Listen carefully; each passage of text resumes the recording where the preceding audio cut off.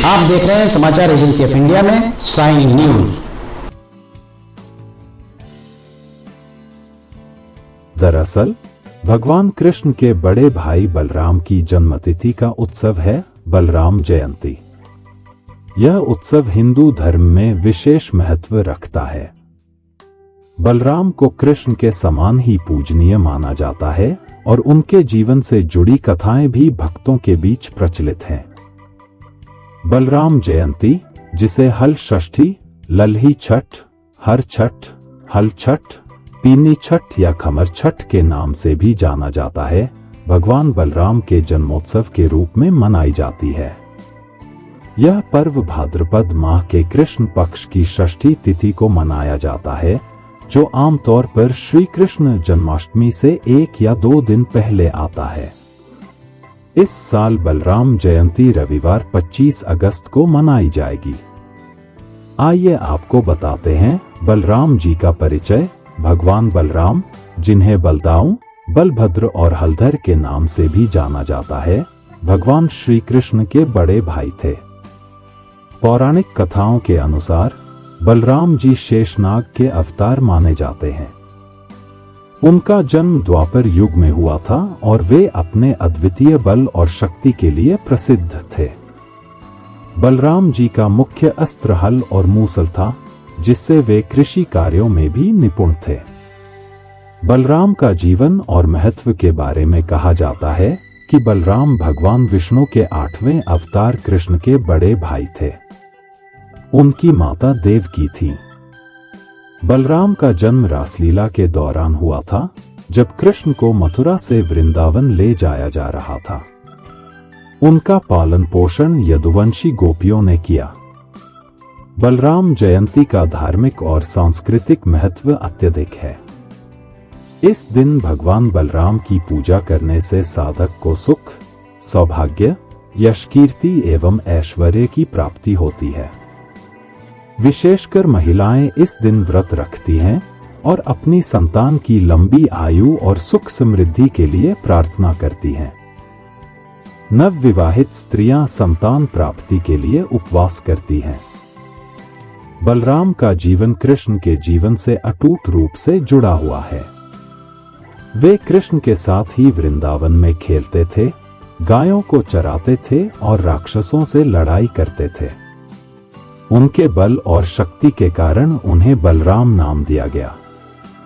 बलराम दाऊ को कृषि का देवता भी माना जाता है। उनके हाथ में हल और बैल होते हैं, जो कृषि से जुड़े हैं। वे किसानों के संरक्षक और आशीर्वाददाता माने जाते हैं। आइए अब आपको बताते हैं कि बलराम जयंती का उत्सव किस प्रकार होता है। बलराम जयंती का उत्सव मुख्य रूप से उत्तर भारत में मनाया जाता है। इस दिन भक्त बलराम के मंदिरों में जाते हैं, पूजा करते हैं और प्रसाद बांटते हैं। मंदिरों में विशेष पूजा अर्चना की जाती है और भजन कीर्तन का आयोजन होता है। बलराम जयंती के दिन भक्तों द्वारा कई तरह के अनुष्ठान किए जाते हैं। कुछ लोग व्रत रखते हैं, जबकि कुछ लोग अपने घरों में विशेष भोजन बनाते हैं। इस दिन बलराम की कथाओं का पाठ भी किया जाता है, जिसमें उनके जीवन के महत्वपूर्ण घटनाओं का वर्णन होता है। बलराम जयंती का उत्सव भक्तों के लिए आध्यात्मिक अनुभव होता है। यह उन्हें भगवान बलराम के जीवन से प्रेरणा लेने और उनके आशीर्वाद प्राप्त करने का अवसर प्रदान करता है। बलराम जी की अनेक कथाएं प्रचलित हैं। बलराम जी की कई पौराणिक कथाएं प्रसिद्ध हैं। बलराम जी की कथाएं हिंदू धर्म में प्रसिद्ध हैं। इन कथाओं में उनके बल, शक्ति और दयालुता का वर्णन होता है। कुछ प्रसिद्ध कथाएं इस प्रकार हैं। एक कथा कालिय नाग की शांति से संबंधित है। कहा जाता है कि एक बार बलराम वृंदावन में गायों को चराते हुए एक नदी के पास पहुंचे। वहां उन्होंने एक विशाल नाग, कालिय को देखा, जो नदी में पानी को प्रदूषित कर रहा था। बलराम ने कालिय को अपनी शक्ति से कुचल दिया और उसे शांति के लिए मना लिया। इसी तरह हल से पर्वत का उखाड़ने की कथा भी प्रचलित है। इसके अनुसार एक बार बलराम के भाई कृष्ण के साथ एक पर्वत को उठाने की प्रतिस्पर्धा हुई। कृष्ण ने पर्वत को अपनी छोटी उंगली से उठा लिया, लेकिन बलराम ने अपने हल से पर्वत को उखाड़ दिया। बलराम और रेवती की कथाएं भी कम प्रचलित नहीं हैं। इनके अनुसार बलराम के विवाह की कथा भी प्रसिद्ध है। उनकी पत्नी रेवती का जन्म बहुत देर से हुआ था, जिसके कारण बलराम को उनके विवाह के लिए बहुत समय इंतजार करना पड़ा। बलराम जी की पत्नी रेवती थी, जो राजा रेवत की पुत्री थी। पौराणिक कथाओं के अनुसार रेवती का कद बहुत ऊंचा था और बलराम जी ने अपने हल से उनके कद को सामान्य किया था। अंततः बलराम और रेवती का विवाह हुआ और वे एक सुखी जीवन व्यतीत किया। वहीं बलराम और दुर्योधन की कथा में महाभारत के युद्ध में बलराम जी ने तटस्थ रहने का निर्णय लिया था, लेकिन वे दुर्योधन के गुरु थे और उन्हें गदा युद्ध की शिक्षा दी थी। वहीं कहा जाता है कि बलराम और यदुवंश का विनाश का भी उल्लेख कहीं कहीं मिलता है। कहा जाता है कि महाभारत युद्ध के बाद जब यदुवंश का विनाश होने लगा, तब बलराम जी ने योग समाधि लेकर अपने शरीर का त्याग कर दिया था। बलराम जी की पूजा विधि के बारे में विद्वानों का कहना है कि बलराम जयंती के दिन भगवान बलराम की पूजा विशेष विधि से की जाती है। इस दिन प्रातःकाल स्नान करके व्रत का संकल्प लिया जाता है। पूजा स्थल को स्वच्छ करके भगवान बलराम की मूर्ति या चित्र स्थापित किया जाता है। इसके बाद धूप, दीप, नैवेद्य, पुष्प आदि से भगवान की पूजा की जाती है।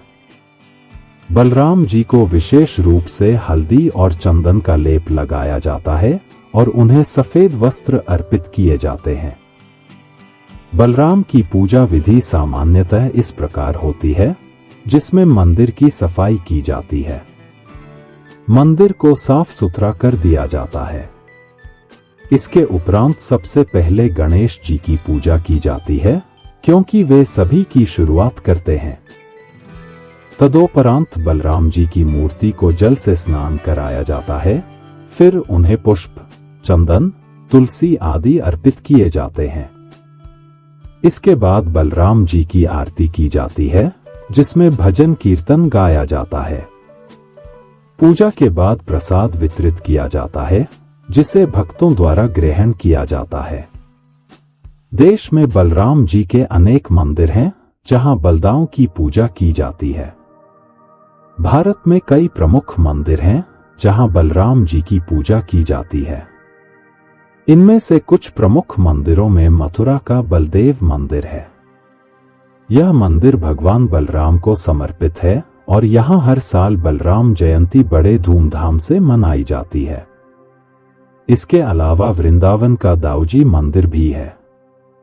यह मंदिर भी भगवान बलराम को समर्पित है और यहां बलराम जयंती के अवसर पर विशेष पूजा और उत्सव का आयोजन किया जाता है। जगन्नाथपुरी का बलभद्र मंदिर ओडिशा के पुरी में स्थित है और यहां भी बलराम जयंती का पर्व बड़े उत्साह से मनाया जाता है। बलराम जयंती का महत्व हिंदू धर्म में अत्यधिक है। यह उत्सव भक्तों को भगवान बलराम के जीवन से प्रेरणा लेने और उनके आशीर्वाद प्राप्त करने का अवसर प्रदान करता है। बलराम की कथाएं हमें बल, शक्ति, दयालुता और धर्म के महत्व को समझने में मदद करती हैं। बलराम जयंती का उत्सव एक सांस्कृतिक और आध्यात्मिक उत्सव है, जो भारत की समृद्ध धार्मिक परंपरा का एक हिस्सा है। यह उत्सव भक्तों के जीवन में खुशी, शांति और आध्यात्मिक उन्नति लाने में महत्वपूर्ण भूमिका निभाता है। बलराम जयंती का सामाजिक महत्व भी अत्यधिक है। इस दिन लोग एक दूसरे को शुभकामनाएं देते हैं और समाज में भाईचारे और एकता का संदेश फैलाते हैं। विशेषकर ग्रामीण क्षेत्रों में इस दिन कृषि कार्यों का विशेष महत्व होता है और किसान भगवान बलराम की पूजा करके अच्छी फसल की कामना करते हैं। बलराम जयंती के अवसर पर विशेष आयोजन। बलराम जयंती के अवसर पर विभिन्न धार्मिक और सांस्कृतिक कार्यक्रमों का आयोजन किया जाता है। इस दिन मंदिरों में विशेष पूजा अर्चना की जाती है और भजन कीर्तन का आयोजन होता है। कई स्थानों पर रथ यात्रा और झांकियों का भी आयोजन किया जाता है, जिसमें भगवान बलराम की जीवन कथाओं का प्रदर्शन किया जाता है। इस माह में अगर आप भगवान बलराम जी का स्मरण करते हैं तो आप कमेंट बॉक्स में जय बलदाऊ लिखना न भूलिए। यहाँ बताए गए उपाय, लाभ, सलाह और कथन आदि सिर्फ मान्यता और जानकारियों पर आधारित हैं। यहाँ यह बताना जरूरी है कि किसी भी मान्यता या जानकारी की समाचार एजेंसी ऑफ इंडिया के द्वारा पुष्टि नहीं की जाती है। यहाँ दी गई जानकारी में निहित जानकारी विभिन्न माध्यमों, ज्योतिषियों, पंचांग, प्रवचनों, मान्यताओं, धर्म ग्रंथों, दंतकथाओं, किंवदंतियों आदि से संग्रहित की गई है। आपसे अनुरोध है कि लेख को अंतिम सत्य अथवा दावा न माने एवं अपने विवेक का उपयोग करें। समाचार एजेंसी ऑफ इंडिया पूरी तरह से अंधविश्वास के खिलाफ है। किसी भी जानकारी या मान्यता को अमल में लाने से पहले संबंधित विशेषज्ञ से सलाह लें।